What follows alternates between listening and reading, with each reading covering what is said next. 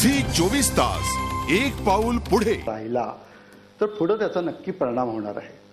आणि महाराष्ट्रामध्ये हे गुण होणं, कारण महाराष्ट्र हे प्रगतिशील राज्य असं आपण नेहमी म्हणत असतो। इथलं शिक्षण चांगलं होतं। JP नाईक आपल्या इथलेच होते, त्यांनी कितीतरी अहवाल लिहिलेले आहेत।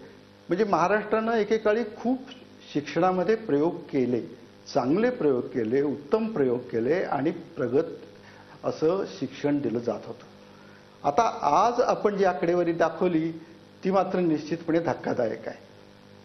अधोगती होती, पण अधोगती जर जास्त वेगानं व्हायला लागली तर ती सामाजिक स्थैर्याकरता काही चांगलं नसतं, उद्योगाच्या दृष्टीने चांगलं नसतं। आणि याच्याकडे मात्र आपण एका वेगळ्या दृष्टिकोनातून बघितलं पाहिजे। अर्थात काही कारणं पुढे येतील, ती आपण पुढे चर्चेत आणू। पण माझं पहिलं मत असं आहे की हा अहवाल हा डोळे उघडणारा आहे। आपण त्याच्याकडं फक्त टीका करण्याच्या दृष्टीनं बघून चालणार नाही, त्याच्यातून सकारात्मक काही उत्तरं शोधता येतील का, याच्याकडं काही वेगळे प्रयोग करता येतील का, या दृष्टीनं बघण्याची गरज आहे। आणि त्या दृष्टीनं ही सर्व चर्चा व्हावी असं मला अपेक्षित आहे। धन्यवाद डॉक्टर निगवेकर, तुम्ही अत्यंत सखोल पहिलं असं मत तुमचं व्यक्त केलेलं आहे। त्यातला महत्त्वाचा मुद्दा होता तो म्हणजे सकारात्मक उत्तरं शोधायची गरज आहे। ती सकारात्मक उत्तरं आपण या कार्यक्रमाच्या तिसऱ्या भागात घेणार आहोत की याच्यावर नेमकं काय आपल्याला करता येईल। परंतु तुमच्या म्हणण्याप्रमाणे हा शास्त्रोक्त अहवाल आहे आणि त्याहीपेक्षा तो डोळे उघडणारा आहे। मी जातोय शिवाजीराव पाटील यांच्याकडे। शिवाजीराव, आपण आमदारही होतात, आत्ताच ओरोसला आपण मोठं संमेलनही भरवलं, शिक्षकांची आपला दांडगा संपर्क आहे, शिक्षण व्यवस्थेशी आपण इतके वर्ष जवळपास 3 दशकांपेक्षा जास्त जोडलेले आहात। तुमची या अहवालावरची पहिली प्रतिक्रिया सांगा। हा अहवाल मी प्रथमच ऐकतोय।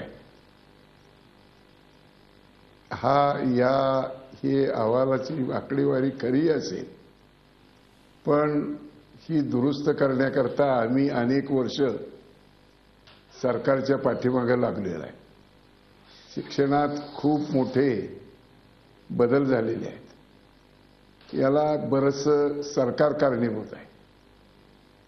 शिक्षकांनी चांगल्या पद्धतीनं काम करणं अपेक्षित आहे। मी शिक्षकांचा एक प्रतिनिधी आहे।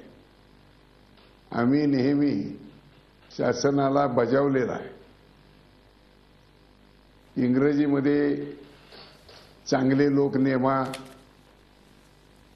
जे BA स्पेशल इंग्रजी असलेले,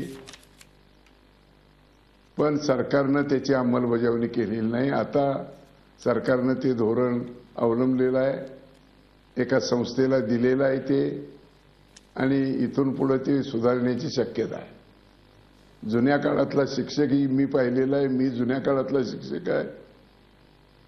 ध्येयवाद जरा कमी झालेला आहे शिक्षकांचा, पण त्याला पूर्वी जी तपासणीची जी पद्धत होती ती आज नाहीशी झालेली आहे पूर्णपणे, आणि त्यामुळेही दर्जावर हा परिणाम घडलेला आहे।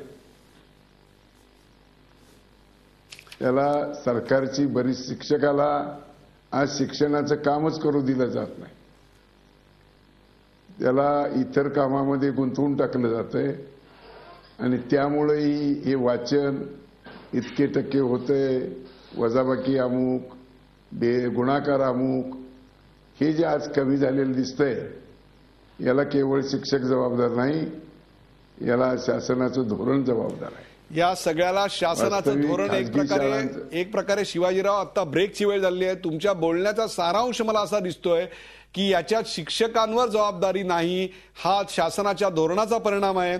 या विधानावरच आपण पुढच्या सेगमेंटमध्ये चर्चा करणार आहोत की या सगळ्या अवस्थेला जबाबदार कोण, आणि त्याहीपेक्षा तुम्हाला प्रेक्षकांच्या माहिती म्हणून सांगतो, ओरोसला जे अधिवेशन झालं होतं त्या अधिवेशनामध्ये शिक्षक कसे आलेले आम्ही केलेला होता, आणि त्याच्यावर सर्व शिक्षकांना नारायण राणे यांनी ओरोसमध्ये दिलेली कोपरखळी आपण पाहिलेली होती।